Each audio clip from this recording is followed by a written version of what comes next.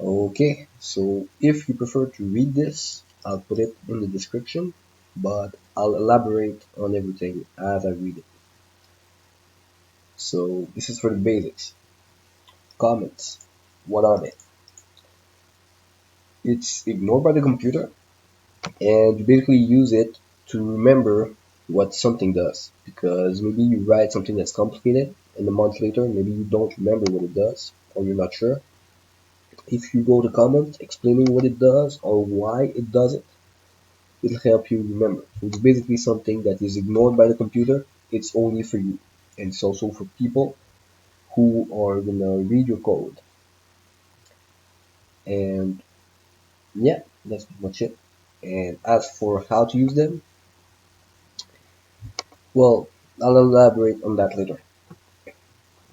And how to do it is basically with two bars, just like this. So if you do this, big laugh, nothing, the computer will try to read it and it won't understand because it's not actually it's not real code. It's just a comment that you're writing there for you.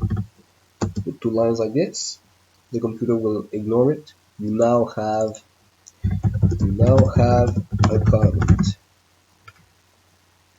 If you try to use multiple lines, say you laugh a lot, and you continue on the next line, it stops. If you want to use a comment on multiple lines, you need a little star. And to end the comment, you use this. So for example,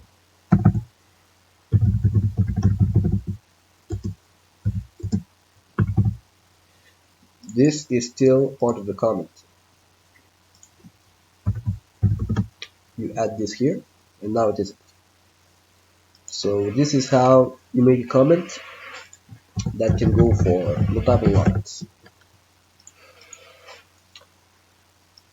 Um, yeah,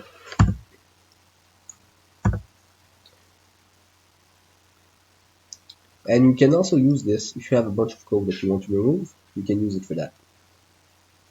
Now let's go to variables. Variables are basically what you're going to be using all the time. It's to remember some value that means something that you use later.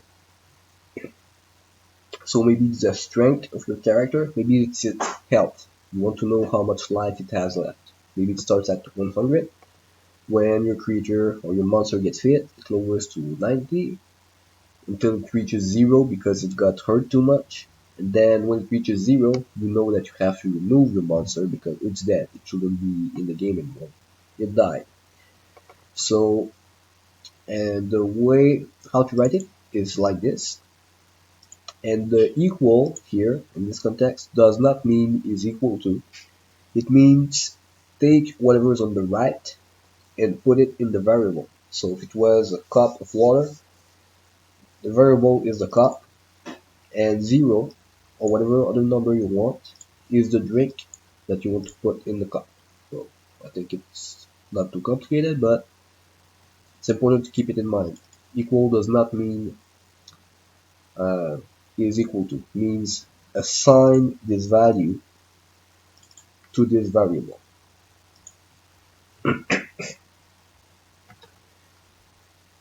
Yeah, you can modify it later. So, okay, I was interrupted. So, yeah, to declare a variable, which means to create. To declare a variable, simply put the name of the variable you want and set a default value to it. 0 is a very good choice for that.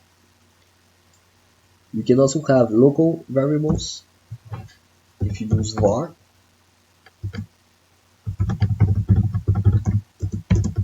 This means that after it's read, after the whole event, which I'll talk about in the other video, at the end of an event or script, it's forgotten, it is deleted. So this is only temporary. If you need it for later, maybe you want the position of the player, for example, or its strength or its current health, then you don't want a temporary variable. Temporary variables are when you just need them for a little while. Anyway, so you declare the variable in GameMaker in the create event usually, but it could be anywhere else, but usually it's going to be the create event. You declare it, and you can modify it later. So you take its name, and then you can assign a new number to it. You can also reference itself. So you can say my variable should now become equal to my variable plus 1. If you try to do this with a variable that you haven't declared yet, so for example strength does not exist yet. We have nothing here, we only declared my variable. So if you try to do this with strength is equal to strength plus 1, it won't work. You get variable strength has not been declared type of error. The game will crash and you have to fix it. So you have to declare a variable first. And yeah, and now here's how you can handle the variables, what you can do with them. You can add, so you can say my variable is now equal to 1 plus 3, and now it's going to be equal to 4. We can also do my variable is equal to my variable plus my variable plus 4 plus 3. So if this is equal to 1 right now, my variable equals 1. Let's say we do this. So now it's 1. Now make my variable be equal to 1 plus 1 plus 4 plus 3. That's what this means basically. This becomes 1 because here we set it to 1. So that's how you can use a variable and change it depending on what it currently is.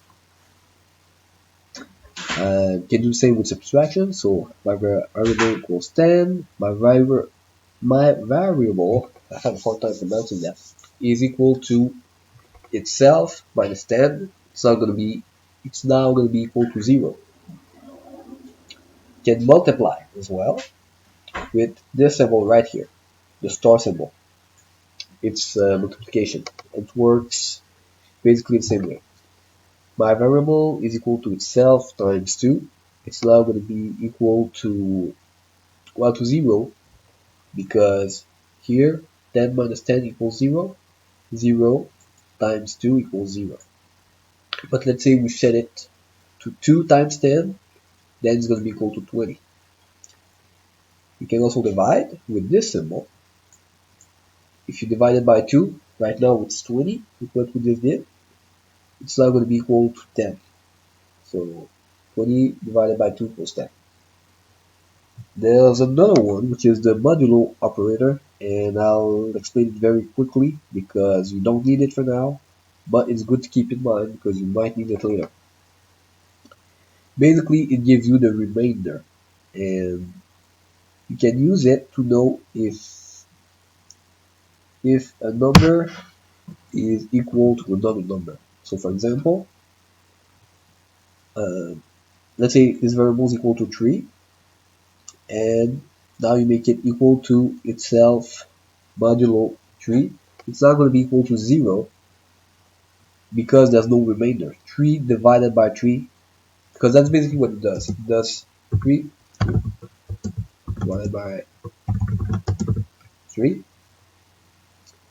and what's left? Nothing's left. You don't get 1.25, you don't get 0.9 something, you get 1. So the remainder is 0. There's nothing left. If you did my variable equals 4, and then you did it's equal to itself, get the remainder of a division by 3, then the result will be 1. And you can test this in Google for modulo 3, 1. 4 modulo 4, 0. 4 modulo 5, 4. So you can test it out here. And yeah, that's the modulo operator. And you can use it. I was going to do a separate video for it, but I'll show you right now anyway. I made a graph. If you had the modulo operator, and this is the value basically that, so it can be 0, 0, 1, 2, 3, 4. 0 modulo 2 is equal to 0 modulo, wait, sorry, I confused myself. Yeah, okay, this value here, modulo 2, so here it will be 2 mod 2, that's going to be 0. 3 mod 2 is going to be 1, then if it's 4, 4 mod 2 is going to be 0, because 4 is even, so again there's no remainder. 4 divided by 2 equals 2. There's no remainder, it's not 2 point something, it's just 2, so that's why there's no remainder. Same thing with 5, so you can tell if a number is even using modulo 2. Modulo 3, same thing happens, so 1 modulo 3 equals 1, 2 modulo 3 equals 2, 3 modulo 3 equals 0, 4 modulo 3 equals 1. So you can get some type of loop with this. 1, 2, 0, 1, 2, 0. You can use this this way if you need some type of looping mechanism. So that's the modulo operator.